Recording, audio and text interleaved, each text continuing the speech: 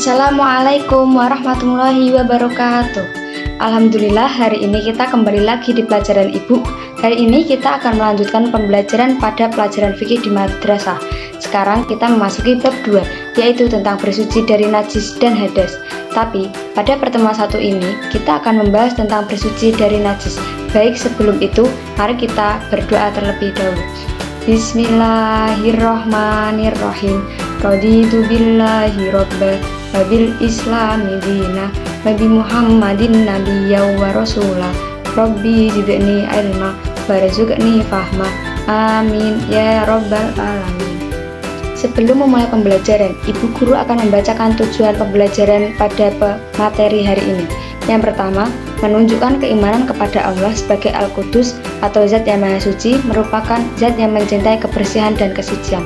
Yang kedua, membuktikan keimanan dalam kehidupan sehari-hari melalui pelaksanaan bersuci sebagai perwujudan hidup sehat dan kepatuhan terhadap Al-Qudus. Yang ketiga, dapat membandingkan jenis-jenis najis ditinjau dari tata cara mensucikannya dan ditinjau dari bentuk barangnya. Baik, sebelum memulai pembelajaran, Ibu Guru akan menayangkan sebuah video. Mari kita saksikan bersama-sama agar kalian paham apa yang akan kita bahas pada pertemuan kali ini.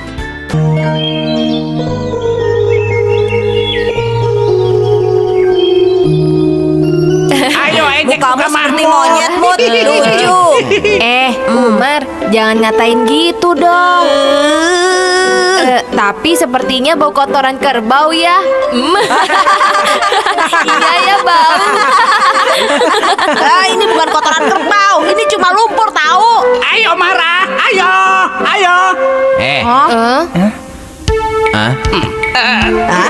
Siapa itu?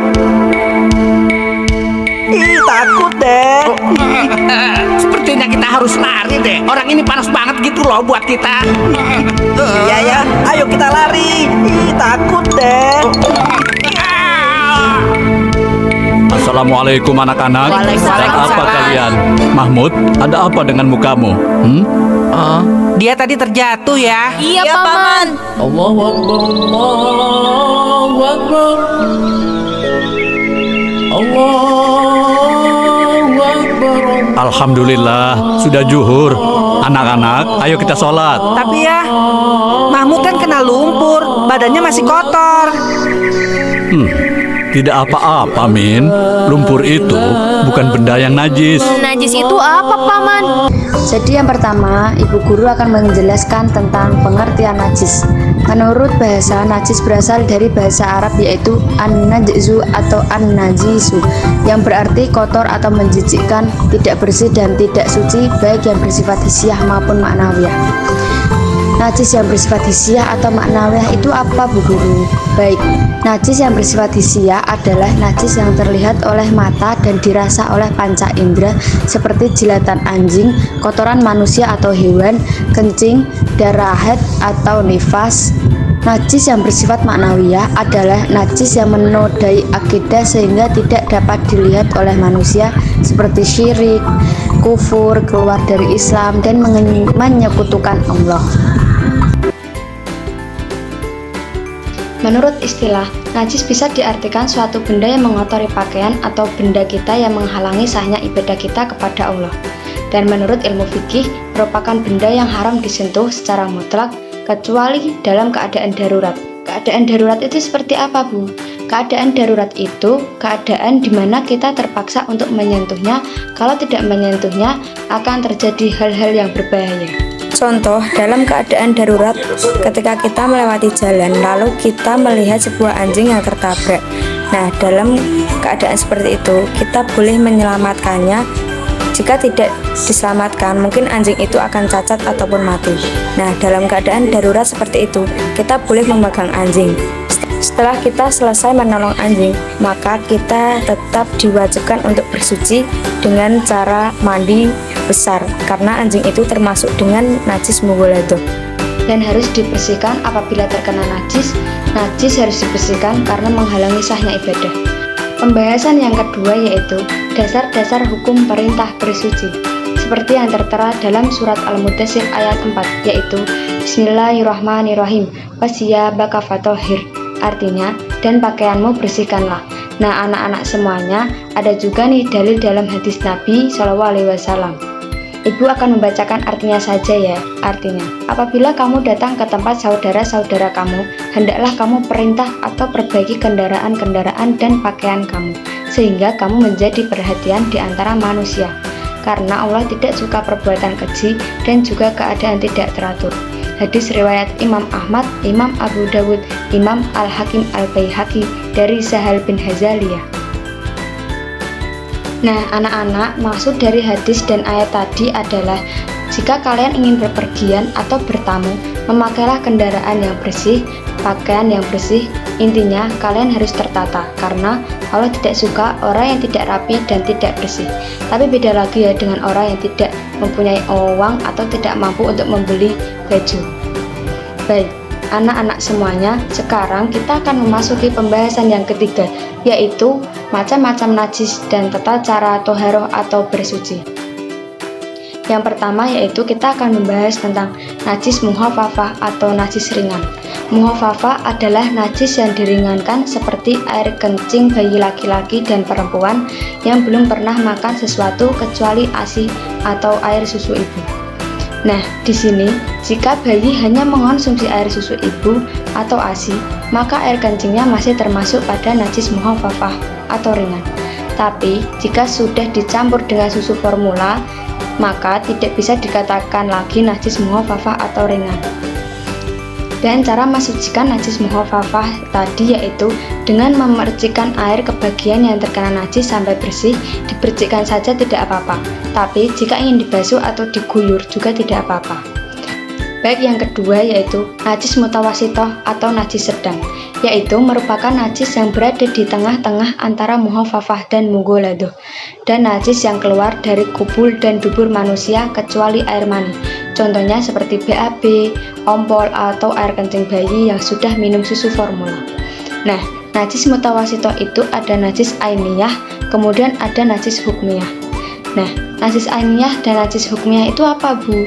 Baik, najis ainiyah atau najis hukmiyah adalah yang pertama yaitu najis ainiyah adalah najis yang berwujud atau tampak masih dapat dilihat dan dirasakan salah satu atau ketiga sifatnya, baik warna, rasa, dan baunya. Sedangkan najis hukmiyah adalah najis yang tidak tampak seperti bekas kencing. Ada juga contoh-contoh najis mutawasitoh yang lainnya, yaitu air madi. Air madi adalah air yang keluar dari kemaluan laki-laki dan perempuan dengan ciri-ciri sebagai berikut. Yang pertama, berwarna kekuning-kuningan. Yang kedua, proses keluarnya disertai rasa syahwat atau bersamaan dengan melemahnya rasa syahwat. Yang ketiga, tanpa ada rasa kenikmatan. Yang keempat, terjadi pada orang yang telah balik, lebih sering terjadi pada perempuan, terkadang keluar tanpa disadari. Sedangkan contoh yang kedua yaitu air wadi, yaitu air yang keluar dari kemaluan laki-laki dan perempuan dengan ciri-ciri sebagai berikut. Pertama, berwarna campuran putih, keruh, dan kental. Yang kedua, keluar setelah buang air kecil dalam kecapekan. Dan yang ketiga, setelah mengangkat barang berat. Yang keempat yaitu dialami oleh yang sudah atau belum balik. Cara mensucikannya dari najis-najis mutawasitoh yaitu dibilas dengan air sehingga hilang semua sifat bau, warna, dan rupanya. Yang ketiga yaitu najis mughaladoh atau berat, adalah najis yang berat seperti anjing dan babi. Termasuk najis ini adalah air liur kedua binatang tersebut dan sperma keduanya dan anak-anak dari hasil persilangan dengan hewan lain. Contohnya dari najis mughaladoh tadi adalah semisal anjing yang haram itu bersilang dengan hewan yang halal, misalnya bersilang dengan kucing. Nah, misal ada teknologi yang bisa untuk mensilangkan keduanya. Kemudian di antara persilangan kucing dan anjing itu lahir anak dari keduanya. Jadi anak tersebut tetap dijatuhi hukuman hewan yang haram atau termasuk hewan yang najis mughaladoh. Jadi cara mensucikan najis mughaladoh yaitu lebih dulu dihilangkan wujud dan benda najis itu, kemudian dicuci dengan air bersih 7 kali. Salah satunya dicampur dengan debu. Materi yang keempat yaitu tata cara bersuci dari najis dengan air. Tata cara penyucian najis. Kategori najisnya muhafafah atau ringan. Tata cara mensucikannya ada dua, najis muhafafah ainiyah dan najis muhafafah hukmiyah. Yaitu tata cara mensucikan najis yang muhafafah ainiyah adalah dibersihkan lebih dulu sifatnya sehingga warna, bau, dan rasa najis tidak lagi kelihatan dan dapat dirasakan. Yang kedua, kemudian air yang suci dan mensucikan dipercikan ke tempat atau benda yang terkena najis. Air yang dipercikan harus mengenai seluruh tempat atau benda yang terkena najis. Yang ketiga, air yang dipercikan tidak disyaratkan hingga mengalir. Maksudnya, tidak harus diguyur, cukup dipercikan saja itu sudah termasuk mensucikan. Dan yang keempat yaitu dikeringkan dengan kain atau benda lain yang suci. Yang kedua, najis muhafafah hukmiyah. Yang pertama, tempat atau benda yang terkena najis dilingkari lebih dulu untuk memastikan pemercikan air secara tepat. Yang kedua, kemudian air yang suci dan mensucikan dipercikan ke tempat atau benda yang terkena najis dan telah dilingkari. Air yang dipercikan harus mengenai seluruh tempat atau benda yang dilingkari. Yang ketiga, air yang dipercikan tidak disyaratkan hingga mengalir. Yang keempat, dikeringkan dengan kain atau benda lain yang suci. Yang kedua, najis mutawasito atau najis tengah-tengah. Yang kedua, najis mutawasito atau najis tengah-tengah. Najis mutawasito itu juga pensuciannya ada dua, yaitu mutawasito ainiyah dan hukmiyah. Yang ainiyah yaitu yang pertama, dibersihkan lebih dulu sifatnya sehingga warna, bau, dan rasa najis tidak lagi kelihatan dan dapat dirasakan. Yang kedua, kemudian air yang suci dan mensucikan dialirkan ke tempat atau benda yang terkena najis. Air yang dialirkan harus mengenai seluruh tempat atau benda yang terkena najis. Yang ketiga, air yang disiramkan disyaratkan hingga mengalir. Jadi bedanya cara pensucian najis muhafafah dan mutawasito yaitu kalau muhafafah tidak harus mengalir, tapi kalau mutawasito itu harus mengalir ya. Jadi harus diguyur. Kemudian yang keempat, harus dikeringkan dengan kain atau benda lain yang suci. Kemudian najis mutawasito hukmiyah. Yang pertama, tempat atau benda yang terkena najis dilingkari lebih dulu untuk memastikan pemercikan air secara tepat. Yang kedua, kemudian air yang suci dan mensucikan disiramkan hingga mengalir ke tempat atau benda yang terkena najis dan telah dilingkari. Yang ketiga, dikeringkan dengan kain atau benda lain yang suci. Yang ketiga yaitu najis mughaladoh atau najis yang berat. Najis mughaladoh itu cara mensuciannya juga ada dua, ainiyah dan hukmiyah. Yang ainiyah yang pertama, dibersihkan dulu sifatnya sehingga warna, bau, dan rasa najis tidak lagi kelihatan dan dapat dirasakan. Kedua, penyiramkan air hingga mengalir ke tempat atau benda yang terkena najis sebanyak 7 kali dan salah satu diantaranya dicampur dengan debu yang suci. Ayo pilih salah satu di antara ketiga cara pensuciannya yang di bawah ini. Jadi yang pertama dari tiga cara itu adalah cara pertama, air dicampur dengan debu yang suci dalam salah satu tempat, kemudian disiramkan ke tempat atau benda yang terkena najis. Yang kedua, cara menaruh debu di tempat atau benda yang terkena najis, lalu menyiramkan air dan menggosokkannya, dan diakhiri dengan menyiram dan mengelap air dengan benda yang bersih. Dan yang cara yang ketiga, menyiramkan air ke tempat atau benda yang terkena najis, lalu menaburkan debu dan selanjutnya mencampur keduanya serta menggosok-gosokkan dan diakhiri dengan mengelap air dengan benda yang bersih. Cara najis mughaladoh yang hukmiyah. Yang pertama, berikan tanda dengan lingkaran tempat atau benda yang terkena najis. Yang kedua, lakukan cara yang sama dengan proses penyucian najis mughaladoh ainiyah tadi. Kesimpulan dari materi yang Ibu jelaskan tadi itu adalah najis itu ada 3. Yang pertama, najis muhafafah atau najis yang ringan.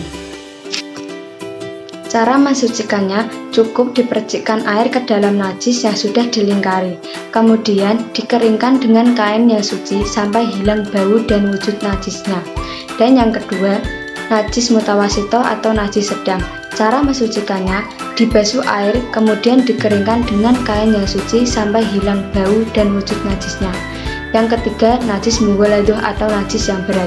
Cara mensucikannya, dibasuh air 7 kali dan salah satu basuhan tadi bisa dicampur dengan debu yang suci. Baik, sebelum Ibu Guru mengakhiri pembelajaran hari ini, Ibu Guru akan memberikan tugas pada kalian semua. Tugasnya yaitu menghafal potongan ayat Al-Quran beserta artinya yang ada di atas ini. Yang tidak menghafal, Ibu Guru hukum.